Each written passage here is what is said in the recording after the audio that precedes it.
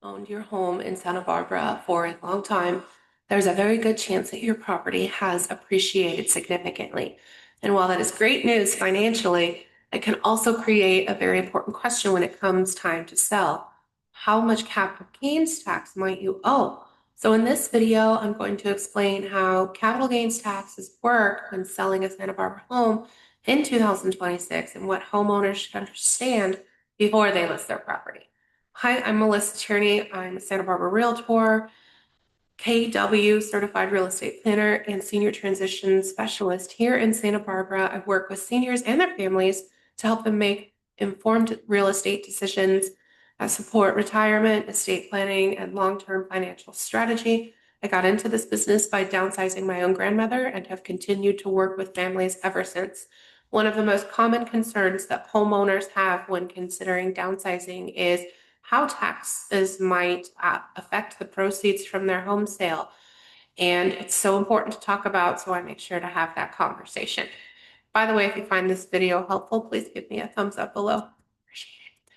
Santa Barbara has experienced significant home appreciation over the past several decades, and many homeowners purchased their homes many years ago at prices that can dramatically that are dramatically lower than today's market values.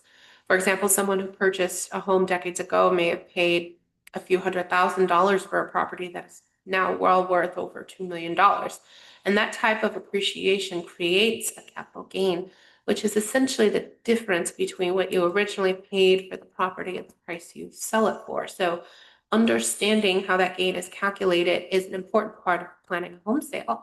So fortunately, homeowners may qualify for what is known as the primary residence capital gains exclusion, which is going to be under IRS Code 121C.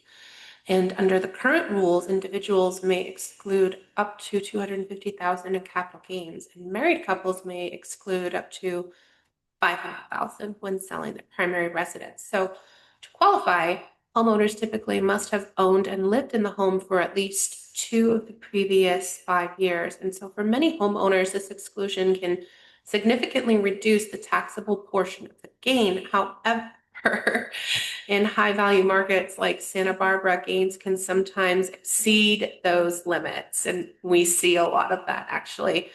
So in cases where appreciation exceeds the $250,000 or $500,000 exclusion, the remaining gain may be subject to capital gains taxes. So the exact tax impact depends on several factors, including a homeowner's income bracket, federal capital gains tax rates, California state taxes, and any adjustments to the property's cost basis.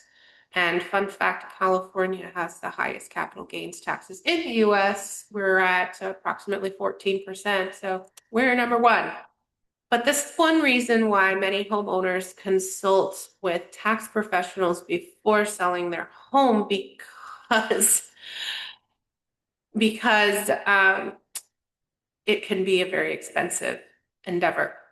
Understanding the potential tax exposure early helps families to plan more strategically. So another important factor is whether the property has ever been used as a rental or an investment property. If a home was rented out for a period of time, depreciation deductions may have been taken out during those years, and when the property is sold, those depreciation deductions may be subject to recapture, which can affect the overall tax calculation. So this is another area where I say working with a CPA or tax strategist becomes very important before listing the property, so we understand what we're working with in that department.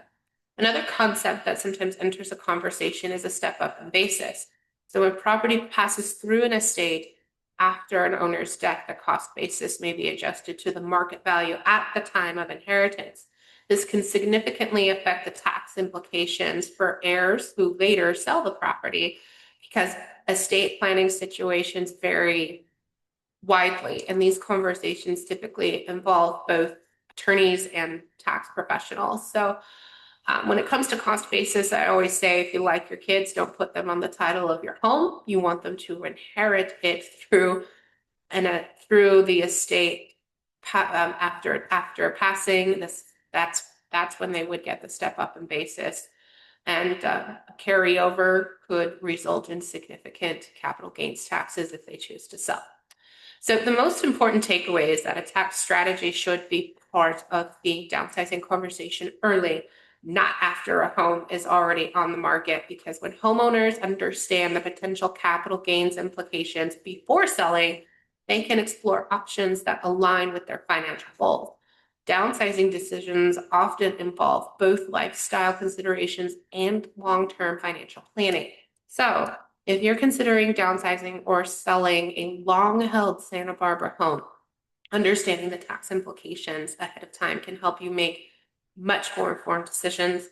If you'd like some help evaluating your options, or you just want to chat with me about what's going on, schedule a strategy session using the link below.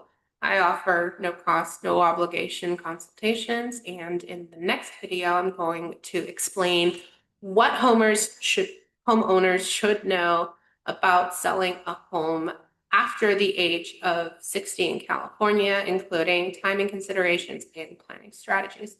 Contact info below if you found this video helpful. Give me a thumbs up if you will, and I look forward to hearing from you. Cheers.